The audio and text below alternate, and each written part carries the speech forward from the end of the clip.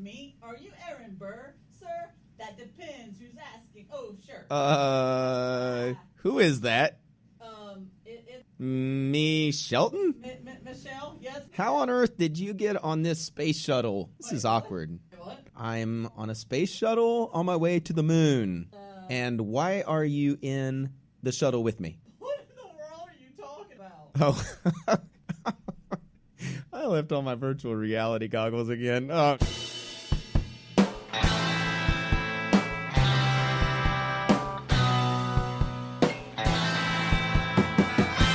Welcome to Across the Hall, a podcast sharing ELA strategies from one door away with your hosts, Cade Summers and Michelle Shelton.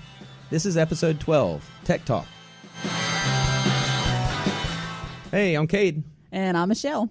And it's a teacher's favorite day of school. The last one.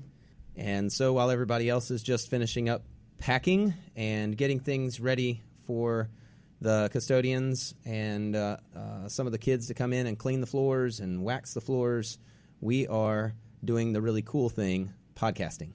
Yeah, we're sitting here with our headphones on, got all of our report cards stuffed into envelopes and mailed off, and it feels good to kind of have a bow tied on the end of that package. So we had a good year, and right now it feels like we are almost at the point where we were when this podcast got started, which was during the summertime of last year. So the 1 year anniversary is coming very quickly. That is so unreal that it's almost been a year. That's pretty crazy. This year went by fast if I think about it that way. It did, and the last 6 months especially have been super fast. So we had the last day with students yesterday. If any of those stragglers came in and retook exams or took them for the first time because they were absent, and we had professional development this morning.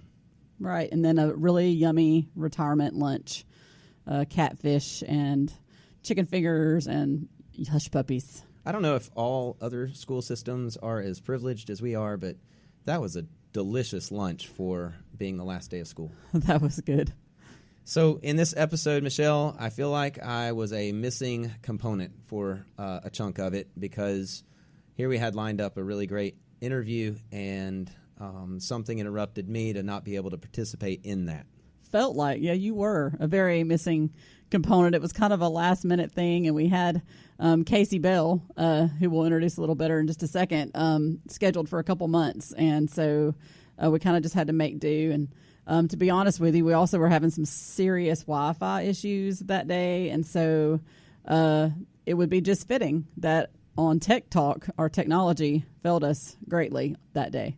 Right. In fact, if you guys want to utilize our hashtag #XTheHall and share with us any kinds of those situations where in your classrooms you experience tech troubles, or if you just want to share with us a funny story on one particular momentous occasion, it momentously failed, we would love to hear from you on that. Plus, just to know, it's nice to hear from you guys who are listening, to occasionally just be able to sit back and to know how many people are hearing us on Across the Hall.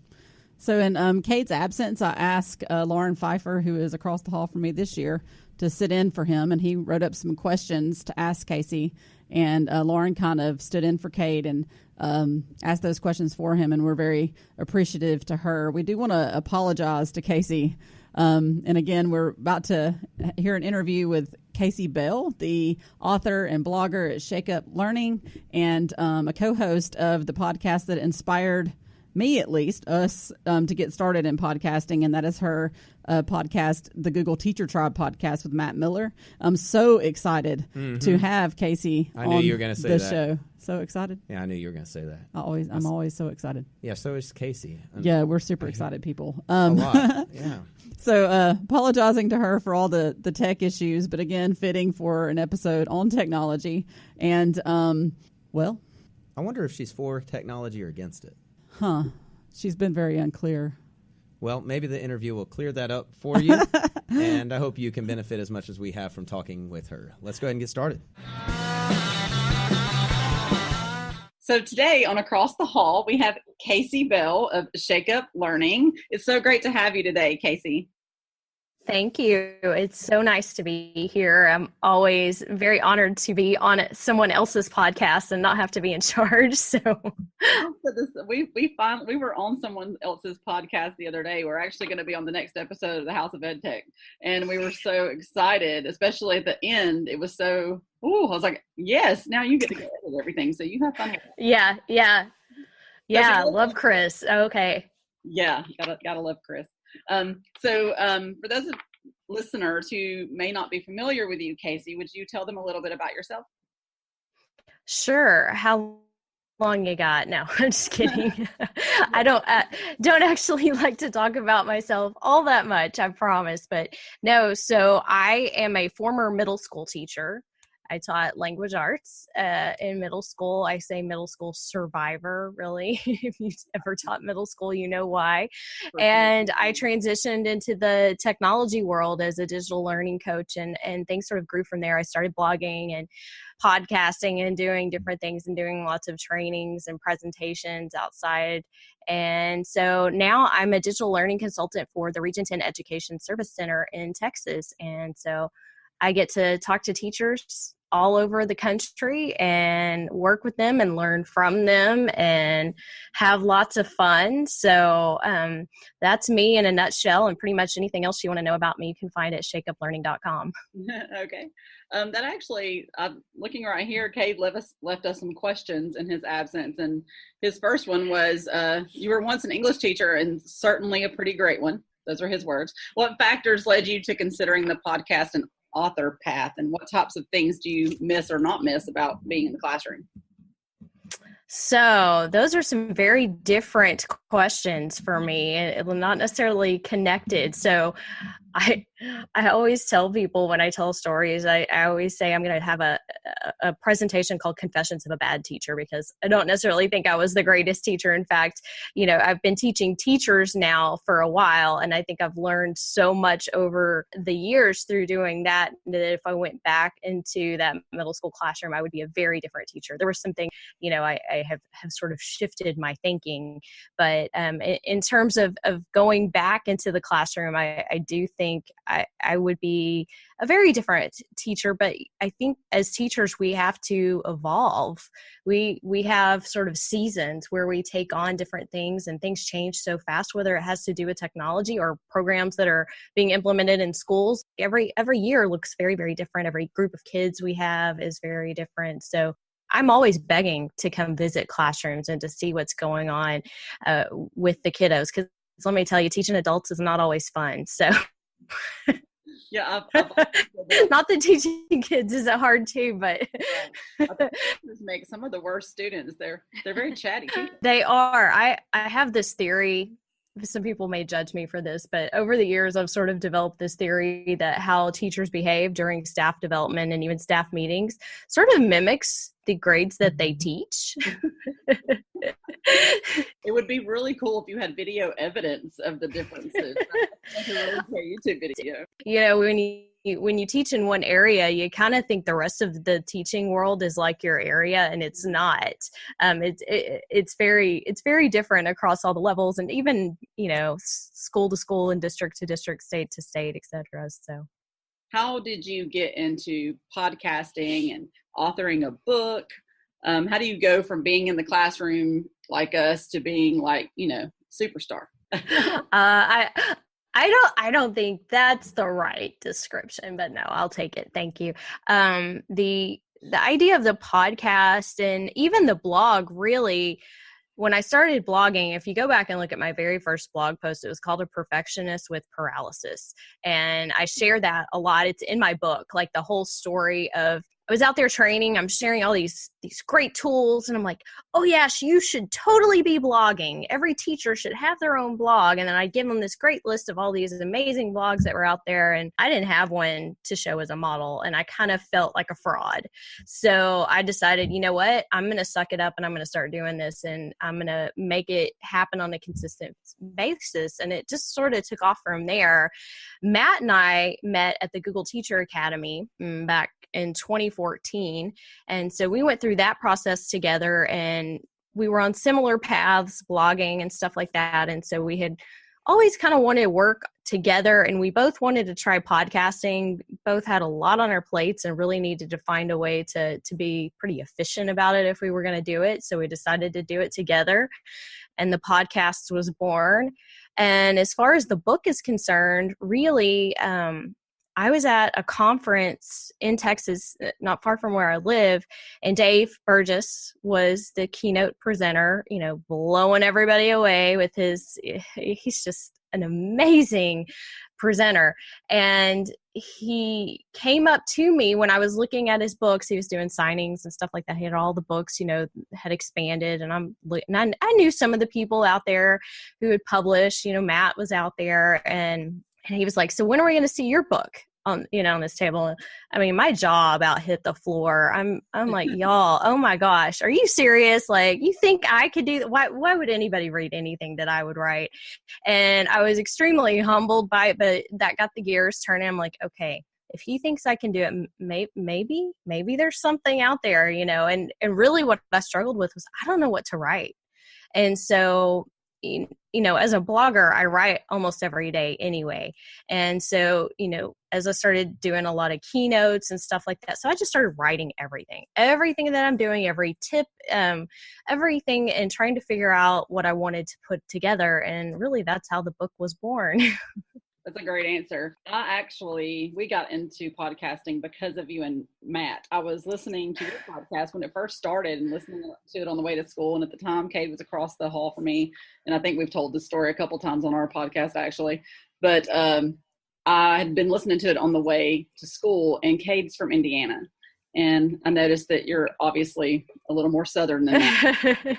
I was just kind of kidding with him about I was listening to Kasey Bell and Matt Miller, and he's from Indiana, and Casey's Southern, kind of like us. We should do a podcast, ha ha. And that's kind of where it came from. So I thank you for that. Y'all's your rapport with each other is very entertaining. We try.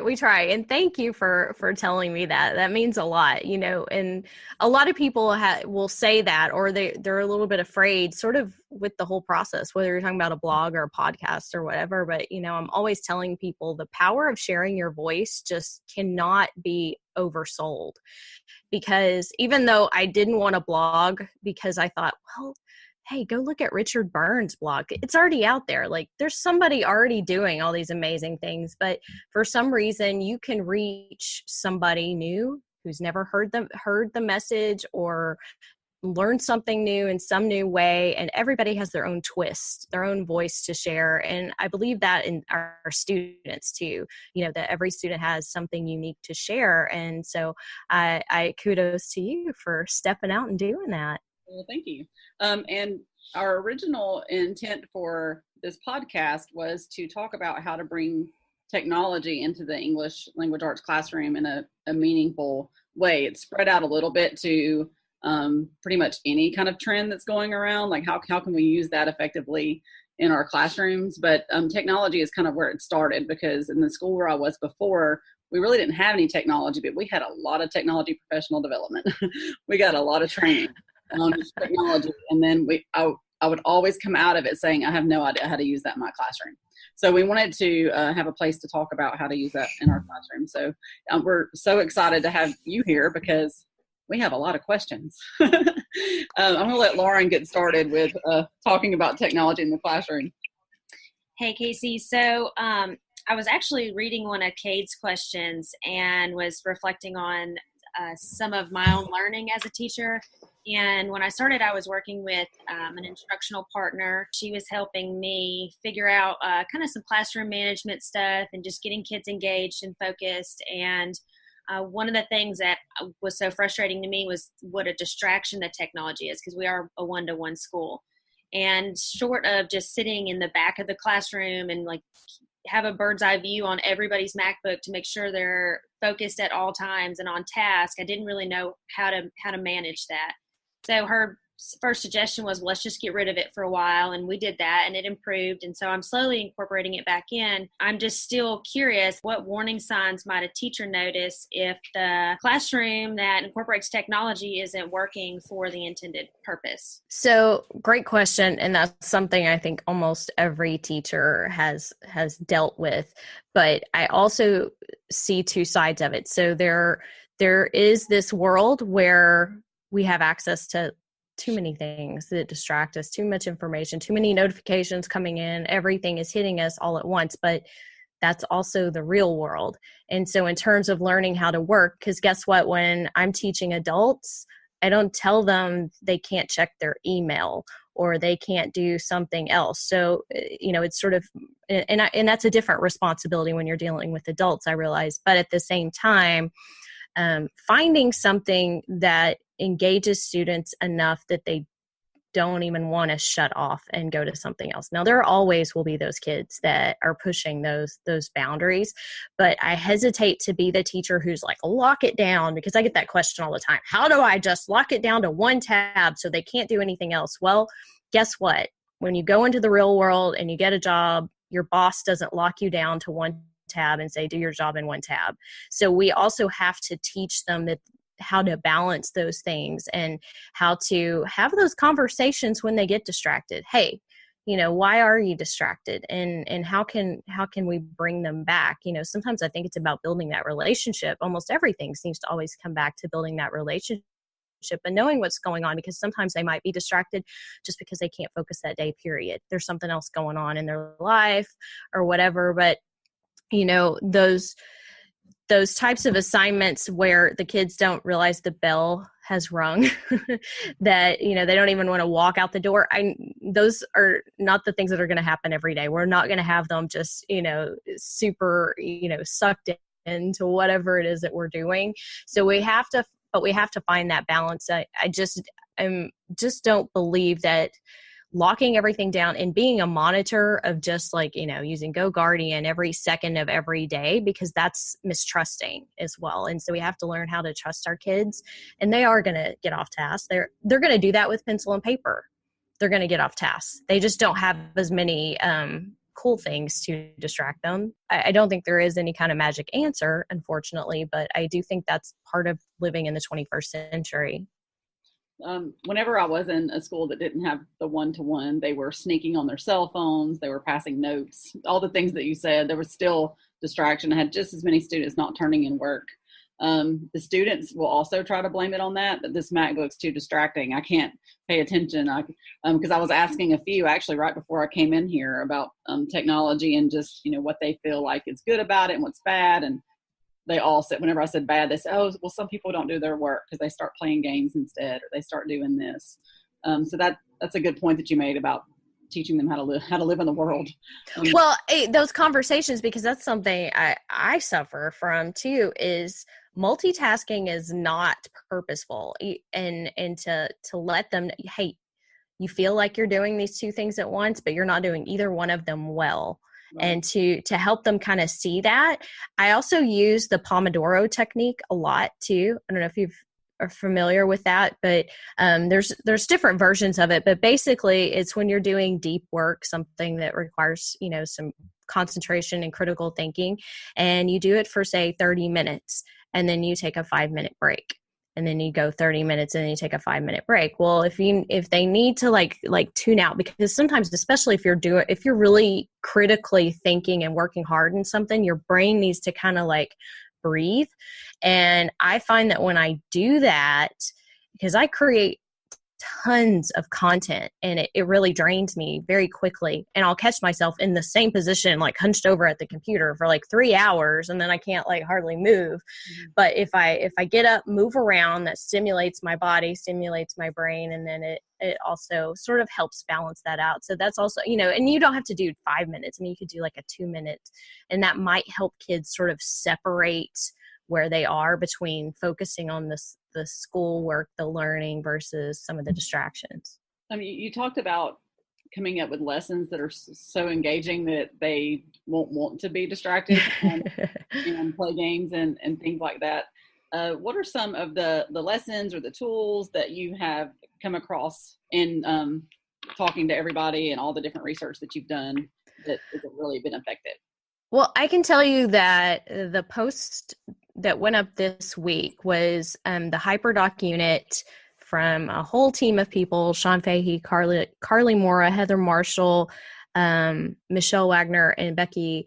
I can't say her last name, so I'm sorry. But anyway, I just wanted to give them credit because I didn't do it, but they contributed that lesson to the book. And then I did a blog post on it this week, and everybody went crazy for it because not only was it a HyperDoc, it was an entire unit. And it was specifically for the Wild Robot and the Global Read Aloud project. Mm-hmm. But what I loved about it is I felt like any teacher at any grade level could look at this and get some ideas, because what they did was they had pre-assessment in there with engaging questions, coming back to using tools like Flipgrid and Padlet.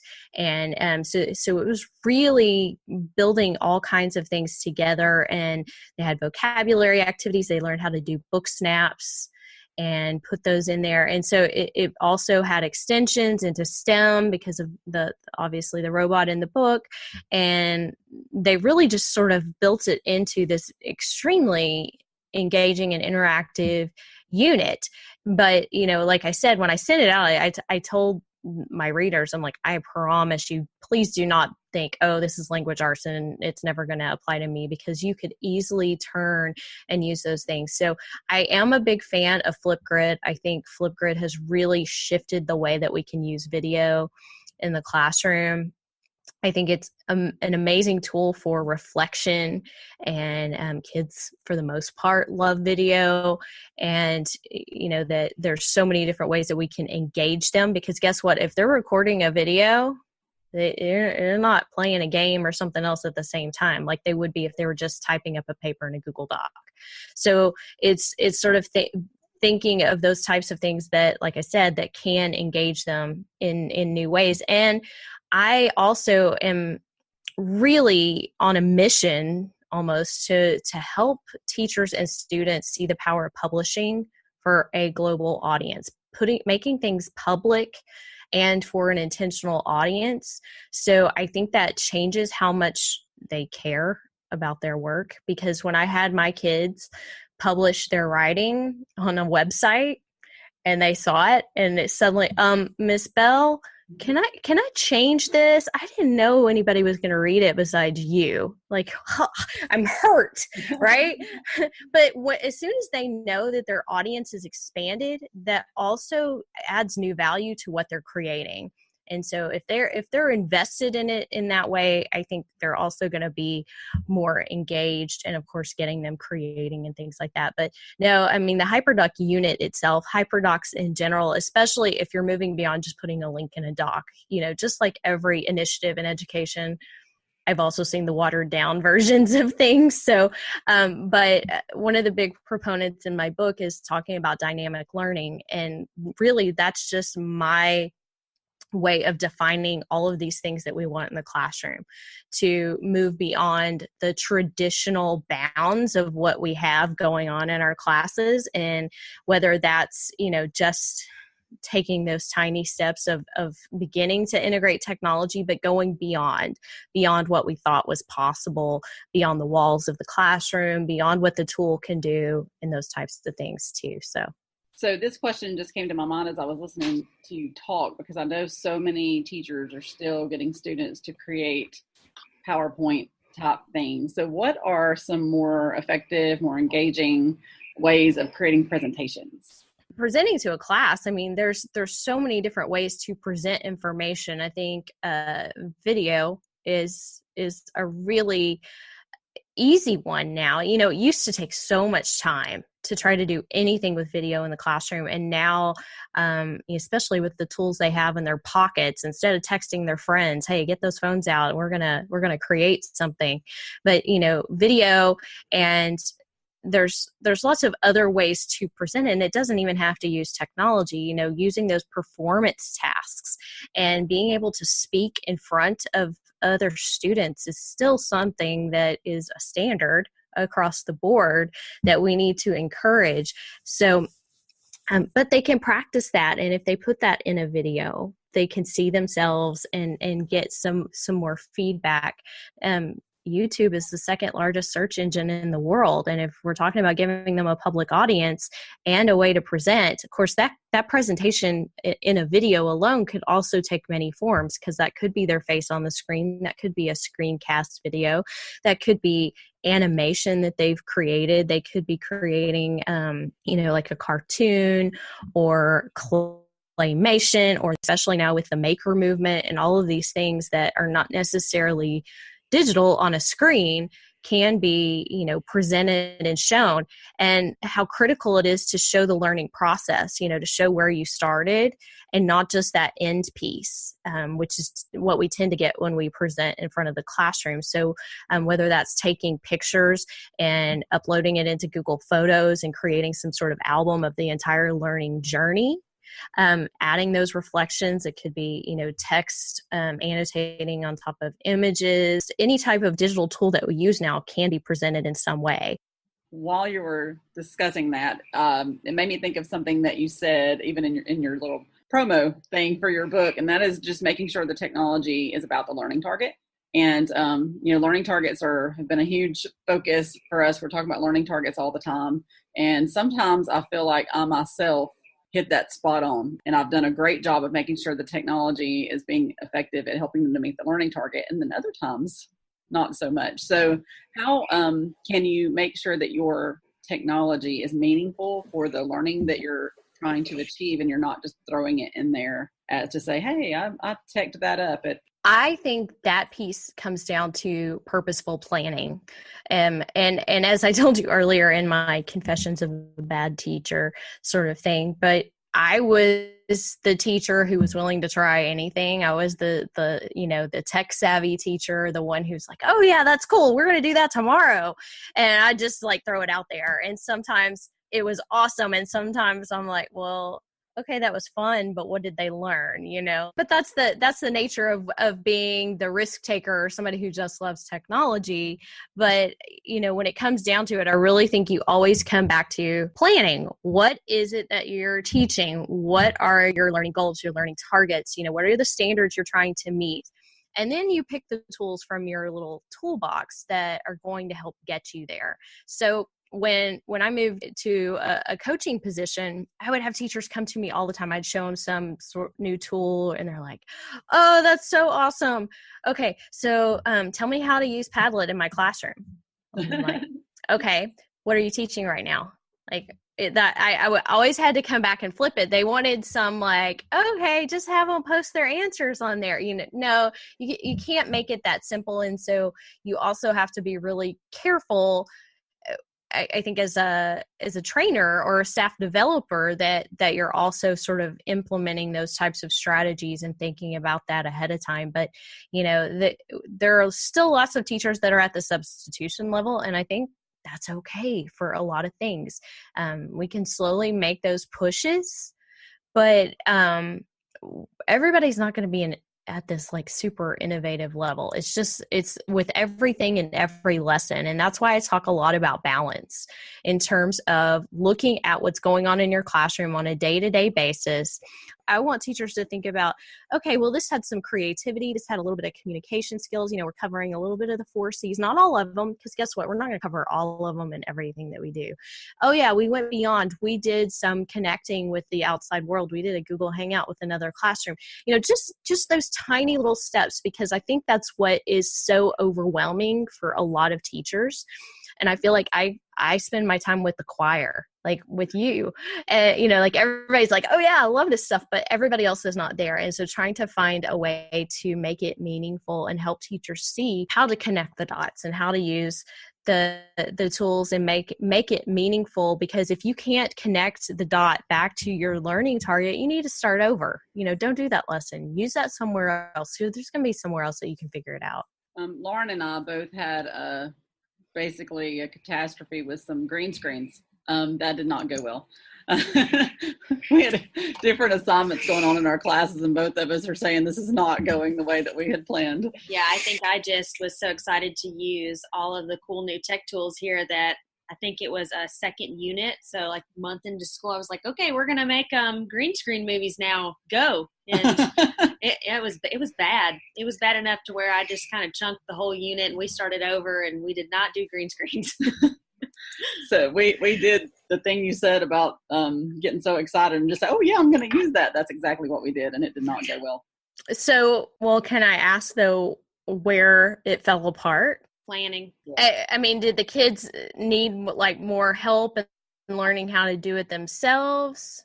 Mine, it was a combination of I thought I knew how to do it, and then when it came time to execute it, I was lacking, and then they didn't know how to do it, and I, because they've all used these MacBooks and tools for so long, I just assumed that they would be more tech savvy about it, and they could fill in the gray areas, and they couldn't.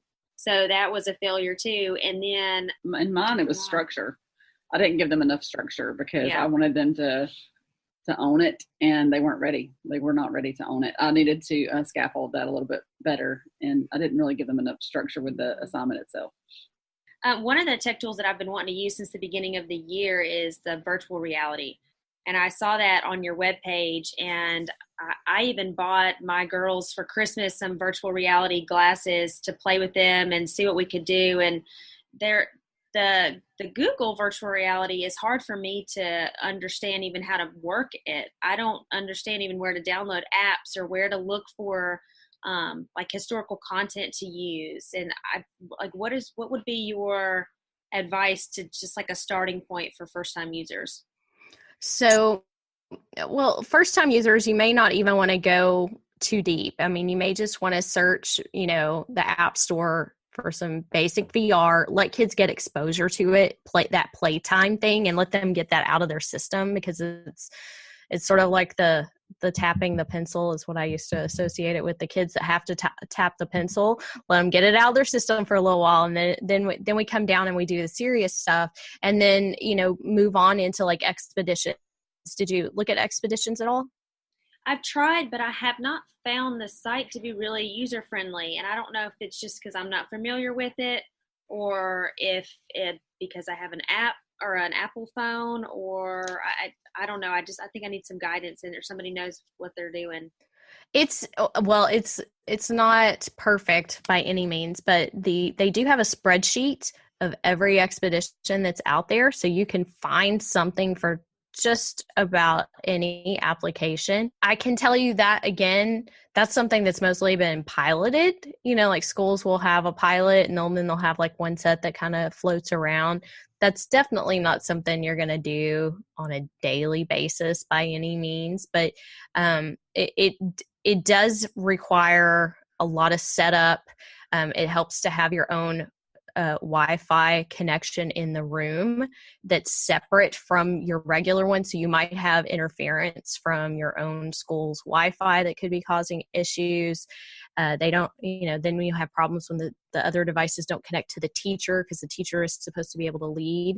They just had an update too, where anybody is supposed to be able to lead an expedition now. But, it might just be going into Street View in Google Earth or on YouTube and finding those virtual reality videos, and just letting kids just experience something in virtual reality. Maybe not trying to jump into the full tour, but to work up to it, because you may be having some of those connection issues and things like that. It's not as it's not the thing you do in class tomorrow, for sure. You need some preparation and some training to be able to do it well.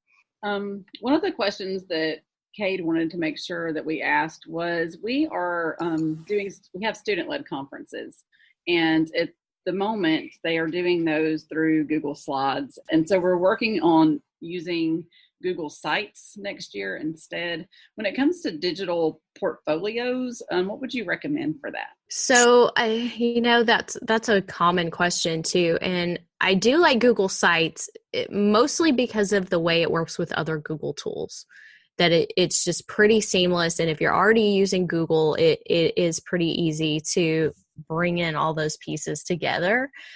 But there's also a lot of schools doing different things with Seesaw. There are lots of different website types of creators, but I honestly have never seen a tool that was designed for e-portfolios that was really good. You know, there's some people who've tried it, but I think that's the nature of the beast, that when we want to use all of our favorite things and then make some magical tool that brings it all together, nobody's going to be able to work with everything. And so I think that's why I lean more towards Google Sites, although New Sites is still missing a lot of great things, like being able to give them templates would be an awesome piece for e-portfolios, which is what we used to do in the old sites. And also being able to use little scripts and things to make the sites for the kids and have them all managed. I think it's still a little bit cumbersome, but I think it also depends on what you want to put in those, what's going in there. Is that like a showcase portfolio? It's where they would collect kind of evidence, artifacts of their learning. Is that the best place to do that? Because they can just copy it. It is a good place. I don't know the best place. I think is what I don't know that there is a best, because you're going to find everybody has a different opinion, but there, especially because mobile tends to have some different issues. But are y'all on Chromebooks? We have MacBooks. Yes. So yeah, I would lean towards Google Sites, and you may even want to take a look at just some different website creators too. So I mentioned you being an author, which means you have a book, and you have a book that came out this past month, correct? I do. So, my book came out on April 4th. It's called Shake Up Learning: Practical Ideas to Move Learning from Static to Dynamic. And so a big focus of that book is that idea of dynamic learning and how we can help make that shift, even in small increments. But I'm sort of defining just all of those ideas that we want to see in the classroom. It's broken into 3 parts. So the first part is the why, sort of the behind the scenes, like, technology is changing so fast. How do we keep up? All of the things that have sort of put us where we are today in 2018. Part 2 is the DNA of dynamic learning, all of the things that we want to affect in the classroom to change and to make more dynamic. And then part 3 is that other part I was talking about earlier, planning. So it's really about how to get it done, how to plan. There's lesson planning templates. There are examples of lessons. I also have a lesson plan database that I'm building on the book website, which is shakeuplearning-com. And so if you go to get lessons, it's still very small right now, but it is growing. So the lessons from the book and a few others have been added over the last few weeks, but I'm hoping to create a place where teachers can find and share lessons, because I get that question all the time. Hey, is Google going to make this for us? I wish Google would make it for us, because this one is not perfect, but it is searchable. Filter, and you can search and look at what ISTE standards it meets and what of the dynamic learning pieces it meets as well. But really what I'm telling people, the book is not about technology. The tagline for the book is technology is not a solution, but an opportunity. And that opportunity that it presents is for us to do things that are more dynamic in the classroom and to really help us find ways to shake up learning, because that's really what my mission and everything that I do is all about. I'm going to end with a question from Cade. He said, one of the greatest resources it seems you and Matt rely on is your audience. You get messages, emails, and comments all the time of creative new ways to use some already existing tech tool. Could you give a creative or unique use of a tool our audience likely is already using that they could immediately try without having to learn a new tool or app? So one of my favorite tools for anything really that I find myself referring teachers to all the time is Google Slides. That I call that the Swiss Army knife of the G Suite tools, because there is so much you can do with it. And there's actually an episode of the Google Teacher Tribe all about this, called Google Slides Can Do What, because Matt and I end up talking about it all the time. But it is not just a replacement for PowerPoint. It is not just creating a slide presentation, but for one, you can easily create an ebook in Google Slides. And you can keep the slides the regular size, but a lot of people don't realize that you can go to File, Page Setup, hit the drop down, and go to Custom Size, and you can make those slides any size you want in the world, which means you can make it 8.5 by 11 inches, which is the size of a piece of paper.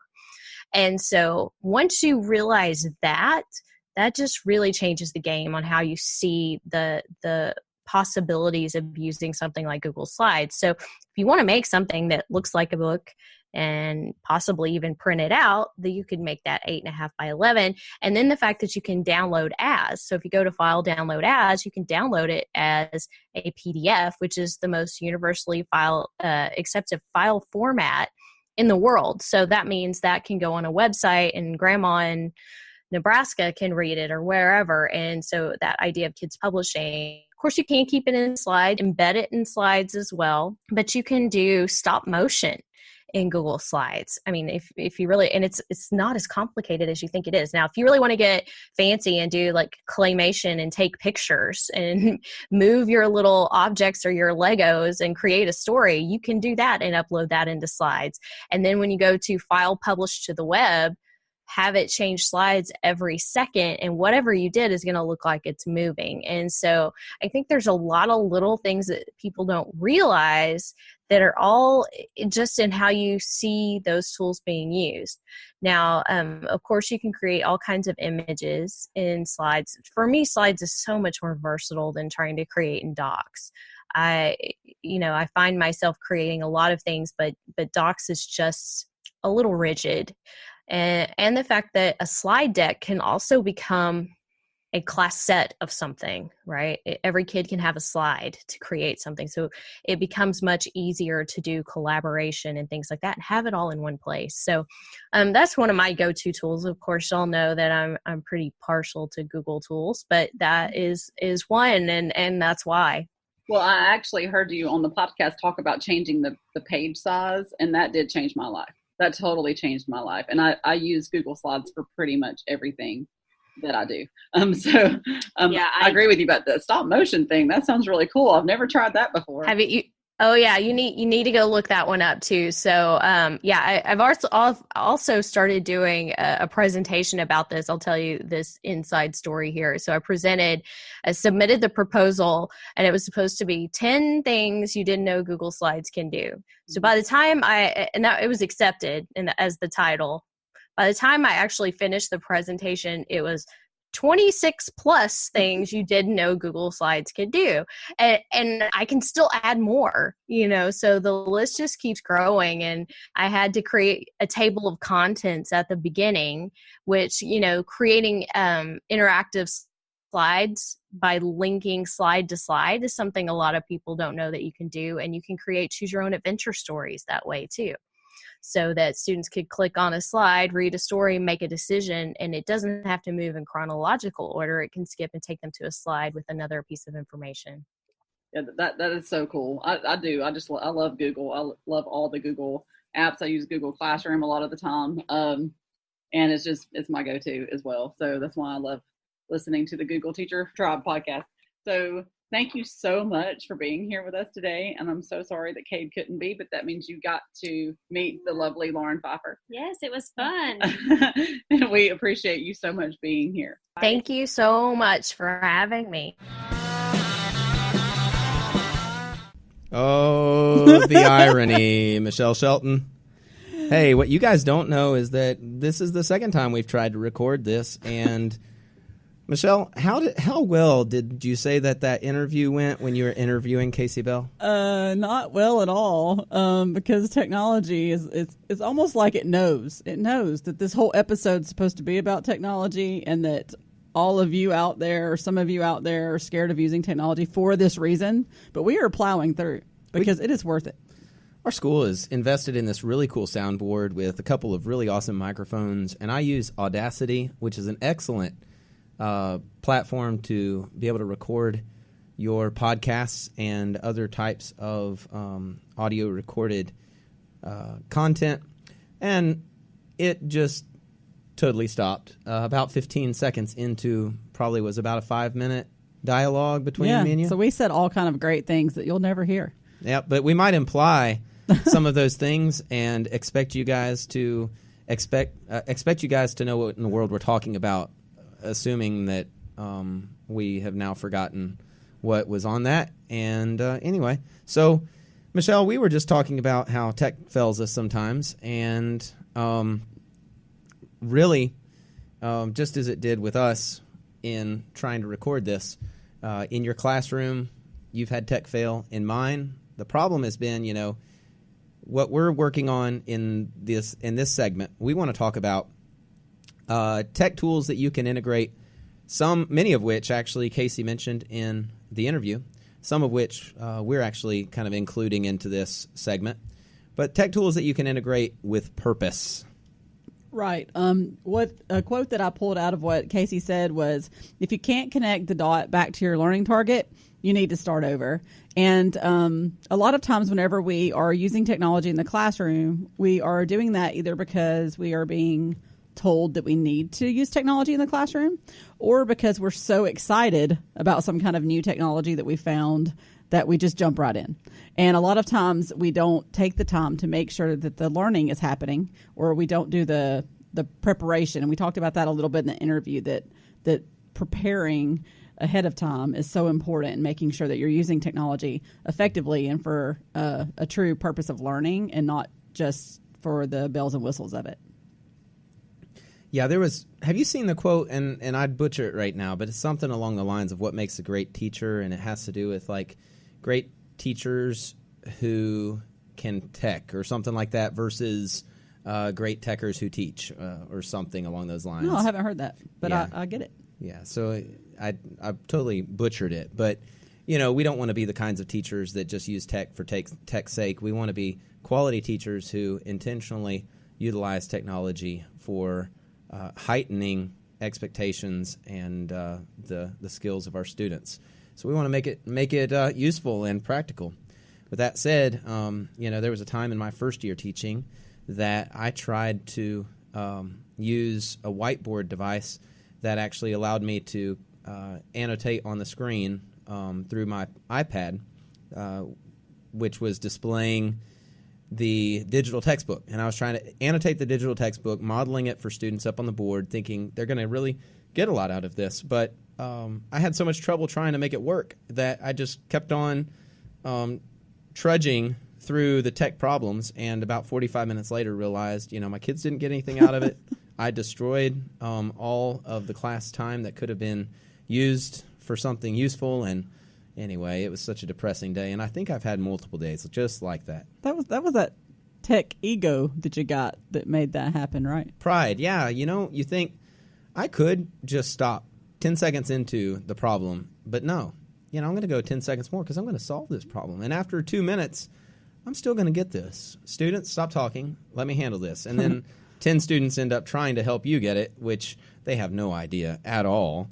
Sometimes they do, but they have no idea in this instance how to fix it, and they think they do, and it ends up just being a down spiral of all of time that you can never take back. Well, I will make you feel a little bit better about yourself. I have a document camera in my room that I have not been able to get to work all year. I've held my face in all different directions. I've plugged and unplugged and turned off and turned on and done everything I can. And Cade had to come borrow my room one day and got it to work right off the bat. And then as soon as he left, it won't work again. So he obviously has some kind of technology magic that I do not have. I'm the technology charmer. Is that what it is? That's it. Is that what it is? Okay. Well, Kasey gave you a lot of wonderful ideas for how you can use technology effectively in the classroom. And we have 9 standards-based tech tools that we are going to share with you today and talk about what standards that those could help you to master or help your students to master. So the first tech tool that we're going to use, some of you have probably heard of it and used it, is Google Classroom. Google Classroom. And what I am going to tell you is that if you have not used Google Classroom, you need to go right now and set one up, because Google Classroom is going to be a way for you to streamline everything you're doing anyway. It is so easy to use. It is easy to use for the kids. There is an app for it that I've used on my phone to grade papers whenever I didn't have my MacBook with me. It is just such a wonderful tool that you can use pretty much everything else that we're going to talk about with Google Classroom. The standard spotlight that I have here is that basically you can all the standards you can use with Google Classroom, but the learning target that I am spotlighting on our blog as well, you can go and check that out, is I can create an engaging multimedia presentation in collaboration with a group in order to present our ideas for our How Might We project to our classmates. And the reason that I put that as the learning target for that is because in Google Classroom, you can assign a document to each individual student so that they all have their own copy, but you can also have them create a Google Doc and collaborate on one and then turn that in. So there are different ways that you can assign things in Google Classroom so that they can work together, they can work separately.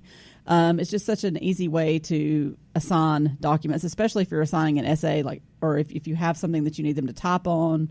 All of them can get a copy of that without them having to go and hit make a copy and go through all of that. Another thing with Google Classroom is that it integrates with so many other sites and apps, and so that you can import your rosters. Kasey has a list, and I have a link provided for you on our blog, of 50 awesome apps that integrate with Google Classroom. But 3 that I found that I use that were not on her list are Common Lit, that we've had episodes on before, ClassFlow, which I actually learned about from the Ron Clark Academy when I visited there last week, and Storyboard That. All of those will allow you to import your rosters from Google Classroom, and then you don't have to reset up those classes every time that you use them. And I've got to do so much more with my Google Classroom. I know I'm just getting like the tip of the iceberg, but because I don't grade in Google Classroom, right now I only post some assignments in Google Classroom because we have a different LMS that we use in our school system. So it's purely optional for teachers to utilize Google Classroom in their classrooms. But one very basic thing that I like about it, like you said, it's automatic file sharing. And so when they click the assignment, which they have been given, it automatically duplicates it in their name. And surely that's accessible in Google Classroom, but that's not where I access it. I actually access them by going to my Google Drive, and as I'm going down and grading people's work, I actually type in their name in my Google Drive, where I type in the students' email addresses, which we have through our school system. It's at oxfordcityschoolsonline.com. And it just automatically brings up their work that's inside of Google Classroom or that they downloaded there. So it's just so quick to access, in my opinion, and there's probably a faster way than that too. But it's so quick to access and tremendously useful, really for that reason. I will tell you there is one thing about Google Classroom. Google, if you're listening, I'm sure you're not, but just in case, is I would like to be able to create units in Google Classroom so that I don't just have this long list of all the assignments and they have to go down to find one. So I do have that suggestion that I should be able to have folders of assignments to create like a unit. But that is my only suggestion for Google Classroom. Google Classroom has been a lifesaver and has saved me so much time and helped me to organize myself in my classroom. Is Google listening? Are you kidding me? Google is not listening. Google's always listening. My phone's sitting right here right now, and I guarantee you Google's listening. Google's listening. You better be careful because Google's listening. So my first tool that I want to discuss is one I've mentioned when we reviewed digital annotation tools on a previous episode. Check that one out. But my tool is Kami. Kami, Kami, is an awesome tool. At the end of the school year, some of my students, in a grumpy, somewhat tongue-in-cheek tone, said, all we did this year was annotate. And, of course, we didn't do anything else. That's all my students did. No reading, no writing, no class discussions, no technology, no games, no fun. And so Kami, of course, ruined that for everyone because it's a digital annotation tool. Guess what we're going to do today, kids?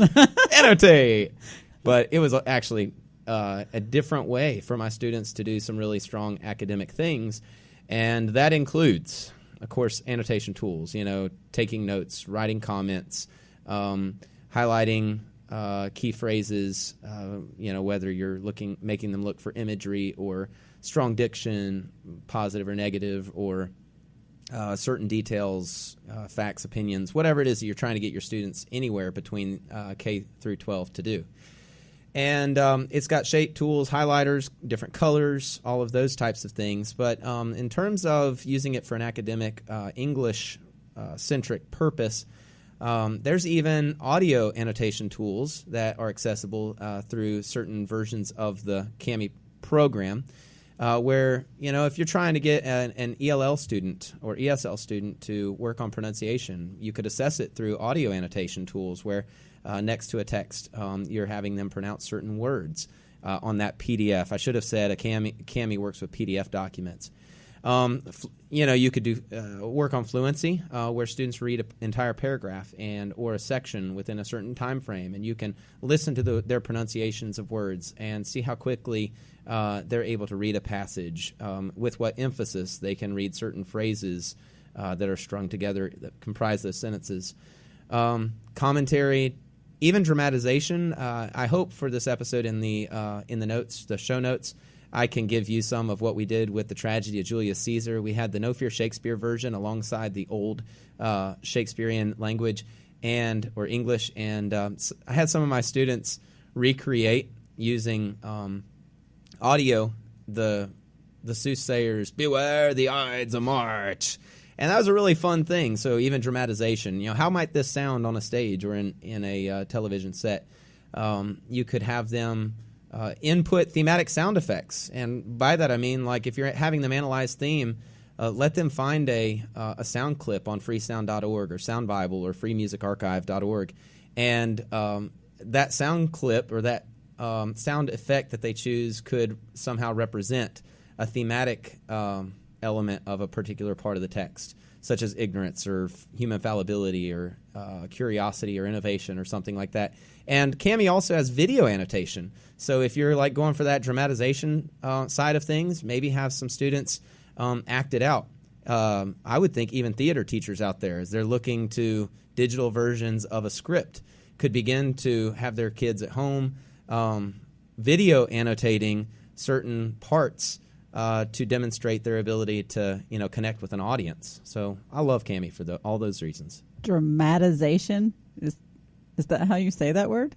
Dramatization. Dramatization's how. I feel like you're making fun of me again. I might not have been there for that interview, but I heard you're making fun of my wordiness. Dramatization. Is that how you say it? I don't know. Dramatization. It's probably drama, and I use the word drama. I don't say drama. Well, you said dramatization like 5 times, so I was I started to really fixate. But anyway, I'm going to get Google to pronounce it because Google's watching. Oh, and Cade. Hey Google, if you're watching, how do you pronounce that? And I'm sorry for butchering the. Cade is a Kami hero. In case I haven't mentioned that before, his face is on the website and everything. Kami hero, Cade Summers. Thank you. So the next tool that we have to share with you is Book Snaps. That is something that Kasey mentioned briefly in the interview, and something that I see all over Twitter. Tara Martin is the creator of Book Snaps, and I have often thought, how can I use Book Snaps in my classroom in a way that's meaningful and not just for fun? So it occurred to me the other day that I have had such a hard time getting my students to choose to choose quality dramatization. Anyway, to choose quality evidence, they tend to just find the first quote they see that might somehow have something to do with what they're talking about, or the shortest quote, or they will go to Google. Do you know this, Cade, that they will go to Google and type quotes from To Kill a Mockingbird? I had no idea that my students do that every time that I ask them to get a quality quote. I mean, wow. So, and I'll tell them whenever they're giving me these I had a student one time who quoted the word yes. That was their quote. That was their textual evidence. Yes.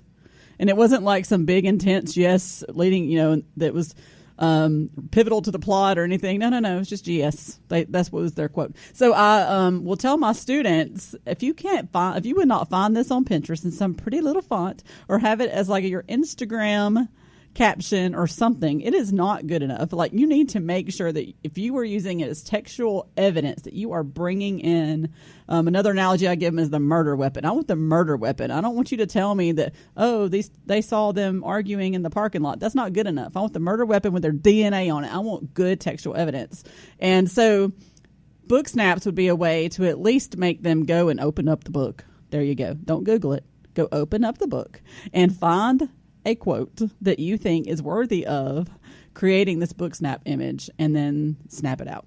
Yes. And on top of that, a lot of them, if you just go to hashtag book snaps now, you'll see a lot of folks actually incorporating different pictures into the same book snap, different pictures, maybe a picture of the book that they're reading with the specific annotation or the marking in their book of the quote. Then they'll put some animated characters over it, which is done, I think, with Bitmoji apps and that kind of thing. A lot of people would put Bitmojis on top of it, and then sometimes they'll even maybe use like a Google slide to help create their book snap, and on that Google slide they'll have those features and put like a theme statement or put some kind of a summary of what's said in that passage or on that page, or give a context or whatever. So it's kind of neat the ways that you can build all these different elements together to make it a quality book snap, as opposed to just using tech for tech's sake. Right. And I probably should have explained what a book snap is for those of you who've never heard of that. Snap comes from Snapchat, and those Bitmoji, am I saying that right? Or the little cartoon people you make of yourself. Cade and I have those. That was really fun to make, by the way. So snap from Snapchat. Snap from Snapchat. Book from the book. Books. So basically people take a picture of the book page of the book, and then they will in some way highlight something from that page, some quote from that page, and then they use animations, clip art, or whatever, text to add to that to kind of create a visual of something on that page that's meaningful, and then supposedly, and to snap that out on Snapchat, but you can use that anywhere. You can put that on Twitter. You can just put it into your Google Doc. You can put it anywhere because it's an image. So, but in order to use that meaningfully, you need to really make sure that you're focused on the quality of that textual evidence, and like Cade said, maybe even have a different requirement that they add some commentary in there somewhere. All right, so the next one that is tool that I want to present to you is virtual reality. This is something I've never done in my classroom, and probably very few English teachers are utilizing this in their classroom. One, because you don't have the technology in your classroom, and two, you wonder, well, this is something more probably fitting for a theater class or for a TV production class or graphic arts or visual arts, not for English. But I would suggest to you guys that there are some ways to explore virtual reality in your classroom, and some of those really hinge around, and this won't be a very long portion of this segment, but a lot of those hinge around maybe like writing narratives to develop real or imagined experiences. That's one of our writing standards in Common Core.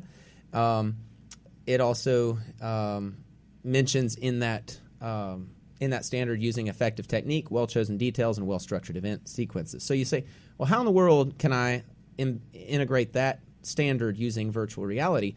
If you go to YouTube or just search in Google YouTube 360 videos, you will come across a plethora.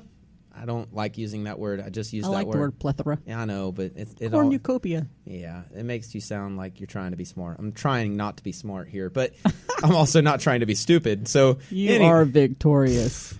Anyway. I'm kidding. So this is new to me, but you can YouTube 360 videos, and like right now in front of me, I got a Minecraft 360 video. It's a video roller coaster. There's also 360 regular roller coasters. There's 360 space animations. There's 360 battlefield animations, and some of these are animated, some of these are real video footage, but no matter your content area, English, history, science, you're going to realize that there are 360 videos for analyzing like cells or circulatory systems and all kinds of different things where you could like imagine yourself in that situation. Now, from a writer's standpoint, we all know that it's best to feel things out, to visualize, to use sound devices and imagery vividly.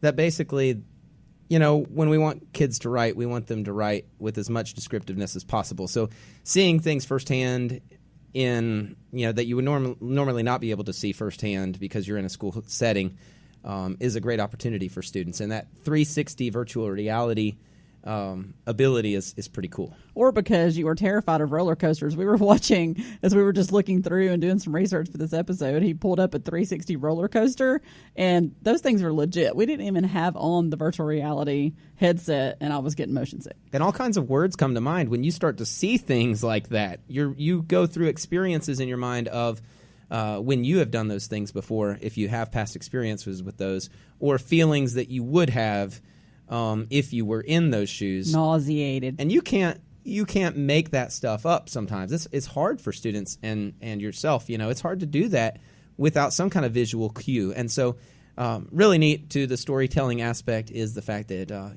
virtual reality headsets can help make that happen. And I know that those headsets often look like around, the $300 mark. So you're looking mid 200s, $300 plus to be able to get one of those for your classroom. The next tool that we're going to talk about is blogging. I specifically use EduBlogs, and I know Cade does as well because he's the one that got me started on the EduBlogs. But blogging has been very transformational in my classroom this year. And I do credit Cade because he is the one who got me started with it last year. And this year I really integrated it into my classroom all year long. And my students have even talked about how much better they feel their writing has gotten because they have been freed up to write a little less formally. They like having some freedom to decide how long their paragraphs are. They like that other people get to read it and that they have that public audience. Kasey talks about the power of publishing for a global audience and how much better can you be than blogging and putting it out there for all of the internet to see. So I have just used blogging as reflections of things that we've read. They've had to blog about being leaders of their own learning. They've blogged about, memories, so personal narratives. We've blogged about a reflection about a field trip. We've blogged about so many different things. They even created their Fortnite article on their blog so that they could keep up with that. I've encouraged them just to continue with the website that they've created throughout the rest of high school so that they can look back on it kind of as a writing portfolio. Some of the feedback that I've gotten from students is, and I'm just going to read a couple of things, is I have really improved my blogging, knowing it should be lengthy, giving the audience something to remember. At the very beginning, we really struggled with getting students to write any kind of length. I was getting these little tiny choppy paragraphs. And so we used this make writing strategy and had them really build, and I'm saying we as if I'm more than one person. Anyway, so I had them really build their blog and decide what their headings would be and what pictures they would use. And so they've gotten so much better over the year. I've been so impressed with how much better they look, with how much better they sound, with the voice that a lot of my students have found for themselves. And some of my students who I wouldn't typically think of as being wonderful essay writers have become really good bloggers. And so it's been a really great experience and something I'm definitely going to do again next year because I really feel like it was beneficial to my students. Yeah, I love blogging, and my students also like it. It brings out some of their best writing abilities when they know that they're going to have an authentic audience that their work is presented to. The next one that I want to present is green screens. Now, this has been kind of a happening trend lately. I remember last year when we interviewed Joey Tarleson from Flipgrid that we talked a lot about green screens. And at that point, and even to date, I still have not used a green screen in my classroom, but Michelle has. And well, in the interview, we did talk about my disaster with using green screens. Yeah, so. But it doesn't have to be a disaster. It does not. So thinking about some general practical uses in ELA, number one, I begin to think just a presentation. My students just did a cool video the other day, and it's at my hashtag S'more English 57. That was my 5th through 7th period, S'more English 57. It was a Fortnite video, and they're like battling it out in the hallway. But you guys, I know it because I've seen your videos on the internet and on YouTube. How many student-issued videos have you had your students create or you have seen where there's always lockers in the background, where there's classroom desks in the background, other students picking their noses in the background, and sometimes poor audio and poor visual things that otherwise could easily be enhanced with a green screen. We don't think that through very often, but I know my students the other day, the work which they did could have been even better had it not had all of those background elements, and could have been infused with some pretty cool background of like a battlefield or something. I was so impressed with what his students were able to do, and they did it in 2 days? Yes. It was so funny, and I know you might not have been thinking funny when you heard Fortnite, but it was funny, but also just fitting for the Julius Caesar Fortnite mix that you did. I was so impressed with what they did. And to some extent it was professional, except for the background were lockers and a hallway. So thinking about that, we want students to learn professionalism, and as our students get more creative, we don't want them to be creative and professional-esque except for in a classroom setting or a hallway setting. We want them to go all the way. And some of you guys as teachers are already doing this, but the all the way part would be, make it a real battlefield scene in the background, or other type of fitting scenery surrounding whatever it is that a student is presenting. Plus, it gives more credibility in what they are presenting. If it's a serious subject, for example, as opposed to a playful narrative which they're trying to recreate or to create. If it's a serious thing, I was just thinking, if students, maybe I have them maybe I give different groups or different students the opportunity to teach the class something. Maybe one day they teach apostrophe use. Another student teaches some other grammatical, like a semicolon use, and I have them present that instead of me, just for the sake of learning presentation skills, as well as students being able to better learn from peer teachers. That could be easily put online on YouTube in a class channel with professional background instead of like a classroom setting. And so it would be kind of cool with a green screen with some kind of a classroom motif or a created thing that says, Mr. Summers' English class, or whatever creative title they want to give it that's outside of even like a school context, sound. And when Cade and I were talking about ideas for green screens the other day, I said it would. One of the things that I really focused on standards-wise was audience and purpose this year. I like this, yeah. Like trying to get them to understand that you have to change up the way that you speak, the way that you write, depending on who your audience is and your purpose. So I thought it would be really funny, and yet also maybe get the point across if we were to have them give a speech in front of a green screen and then change up the audience and talk about why this audience of elderly people, senior citizens, would definitely take their speech differently than this audience of kindergarten students, or this audience of like the United Nations would that speech be appropriate for that audience and that purpose? And that could be both funny and also hopefully get the point across. The audience is very important to consider whenever you are writing or creating anything. Yes, that's really good. So I think of maybe an Antony speech or a Brutus speech in the Tragedy of Julius Caesar, or maybe the Gettysburg Address or something like that, presented in a context on a green screen to some strange rhetorical background that doesn't seem to fit, and students analyze that. I think those ideas that you just said are outstanding, and I think it'd be a lot of fun as opposed to just learning about it. It's a lot of fun for kids to see that. You ever seen Whose Line Is It Anyway? Yeah. And the green screen that they wouldn't know what's behind them. Yeah. The what's behind them, and they would have to react the way the audience reacted, like if it's a poisonous spider and they're like, ah! I forgot all about that. That could be hilarious. And he's like, oh, whoa, look at that. And the audience is feeding off of the audience's reaction. The speaker has to, gauge what he or she is going to say or what they're going to do based on the audience's reaction of the thing behind them. Anyway, that also is kind of maybe something fun could be done with something like that, too. Yeah, that's a good idea. I'm going to have to think on that one more, because that could be really fun to incorporate as like a novel review or something. That could be really funny. All right, so the next one that you have, I think, is what? Google Slides. And I'm not going to talk a whole lot about Google Slides, because we talked about that a good bit in the interview. And Kasey has these. I've got a link on here on our show notes. The Google Slides Can Do What episode of the Google Teacher Tribe podcast.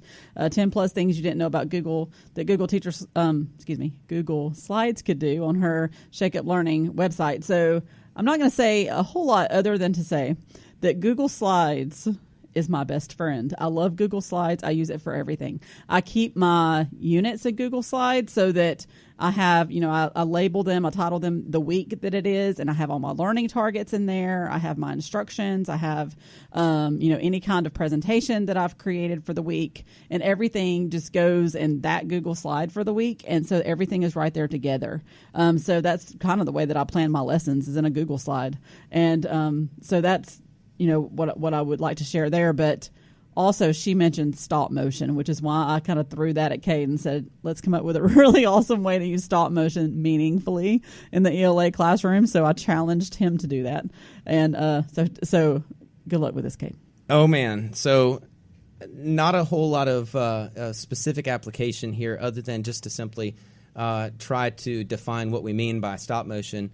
I mentioned this to students the other day who were creating a project for my Tragedy of Julius Caesar unit in my 10th grade classroom, and some of them responded, wow, that's a great idea. I hadn't even thought about that. And it's so common sense that many of us know that you can time your transitions and you can time how long a slide appears on the screen, that we don't even realize. We think about that as, maybe for creating a video, it's going to be up on the screen for X amount of time. Or we have a planned memorized speech where we don't want to be clicking the clicker to go to the next slide, and it's just going to go ahead and self-pace because we only have 20 minutes for this time frame to give a presentation and whatever. But really how this works is you time each slide for like 0.3 second or 0.5 second, or probably more like a 0.25, 0.3, and you time each slide and compile, 50 to 100 to 200 more slides, however long you want this stop animation to be. Of course, something very long would be would need a ton of slides. But how cool is it that you can create an animation just like the old school animations might have been done with pieces of paper, and you flip through that little flip pad and flip animation. So stop animation is the same way, where you can track movement on the screen from one slide to the next incrementally, and that builds up to something. This was difficult for me to think. Okay, this you have to really have your ducks in a row as a teacher to be able to use this in the English classroom, because your students are going to take a long time with this. Oh yeah, they are. And for what value? For what benefit? And so I'm kind of at the point where, at this point, I think I'm going to discourage students to use it, or I'm not going to say, okay, guys, do you have your stop animation assignment done yet? But it is something where if my students have choice and they really, really love animation and they want to dig in and just spend endless hours working on something, I say endless hours. Some of them might be so good that it wouldn't take that long. It would maybe me at this point to get started with it. But all right, so I'll give you an example. Students recently with video game creation based on our project, some of them said, I want to do Mario Kart. Mario Kart's awesome. I love Mario Kart. So they did a Tragedy of Julius Caesar version of Mario Kart. and they acted it out in class. The ones who did this, they acted it out. They had cardboard boxes they cut out to be cars, and it was interesting to say the least, but we were definitely demonstrating the capacity of a makerspace maybe. But I thought in my head, it was at that point that I remembered some examples of stop motion that I had seen where this is perfect. Cars going around a track, around and around and around, that they could easily have created some kind of stop motion Julius Caesar scene, whether that's the scene that takes, or act maybe, whether that's Act 2 that takes you from the night of the agreement to conspire against Caesar and into the next day, tracking the path of the conspirators. Or maybe it's as Caesar approaches the Senate building, and he has a couple of warnings that he passes, one, the soothsayer, and two, the guy with the letter that he's like, no, I've got a letter that shows all the conspirators. And he's like, whatever, dude, you are one crazy man. I'm going into this meeting because I am an awesome, tragic hero. So anyway, I'm just thinking, tracking the path, that's kind of fun. And the Mario Kart thing is fitting because when I think of stop motion, I think of easily animating something from one slide to the next, not really racking my brain too far because I'm not an expert on it, but showing a path of a vehicle going around and around, and then various things that the vehicle might come across, or whatever types of plot elements or thematic elements you want to integrate into that could be a lot of fun. Yeah, I definitely agree that it should be offered as a choice as well, not a requirement, just because some students might really take to it a little faster than others, for sure. Yeah, definitely. And then the last tool that we're going to share with y'all is HopperDoc, and that is something, HopperDocs, and that's something that Kasey mentioned as well. She referred to a HopperDoc that she has highlighted on her blog, and we have a link to that in the show notes. I went to that HopperDoc, and she is correct. It is amazing. It is absolutely phenomenal. But guys, it is 97 slides, and I think that not a single one of us at the beginning of using HopperDocs is going to create one that is 97 slides, and that is okay. Okay, so if you want to go look at their 97 slide HopperDoc, it is amazing. Who had a 97 slide HopperDoc? You just put me on the spot. It was the one that she highlighted on her blog. Yeah. Okay. Anyway, Wait. Was it Kasey that created it, or no, somebody Kasey else? didn't create it. Oh man. No, it was. I was going to pick. She said something about my wordiness, and I was going to get on her. You were going to get her for her lots and lots her of slides. slidiness, but okay. Well, whatever. Sorry, you missed that opportunity. That was not her. But she did talk a lot about that, and she has a blog on her on shakeuplearning.com that talks about that particular HopperDoc that is absolutely amazing. You have had at least one or two this year that you used that I thought was pretty amazing. Well, thank you. So on our blog, I try to walk you through step by step of how to create a HopperDoc. I think the one that I have here is only maybe 8 slides that you would have to create, 8 different things. But basically, the purpose of a HopperDoc is not just to have a document that has links in it. As cool as that is, to be able to link to something else and have kids go there, that's not really what a HopperDoc is. And HopperDoc, you can go to the HopperDoc Girls website as well. We've got that listed there. And they'll talk about the pedagogy behind it. But basically, it's going to have everything in it that you need. It's going to have collaboration, possibly. It's going to have creation. It's going to have assessment. It's going to have a time where they might reflect. So you're going to not just have a bunch of links to go to other websites. This is not a web quest. A HopperDoc is basically a unit all in this one-stop shop. And I say one-stop shop, but it's going to lead them all over the place. So if you go to our blog, you can see where I've kind of talked through how you might plan a HopperDoc. Cade walked in the other day and saw where I had drawn on the board because that's kind of how I plan. So I drew out the HopperDoc plan on my board. I started out with, I want to do poetry, and then I would draw an arrow to where I would want this slide to go, and then where I would want them to go next, and what I would need on each slide. I would need an assessment here. I would need to create a Google form for this. I would need to make sure this YouTube video link is working for this. So you can go to our website and see where I have talked you through how to plan something a little simpler than a 97-slide HopperDoc to get you started. All right, we'll go ahead and close out our show for today. I want to definitely thank Kasey Bell for being with us. That was fun, or not with us, with Michelle and Lauren Pfeiffer. But it's been a fun episode, learning about some tech tools, and hopefully we've shared some things that you guys might benefit from. And guys, we're going to go take a few days off and come back and have another interview next week with somebody, and then have another episode for y'all. See how many episodes we can get in before we finish out our first season. And looking forward to this summer where we get to work on some podcasting a little bit more. So thanks for hanging with us. And until next time, we'll see you. See you later.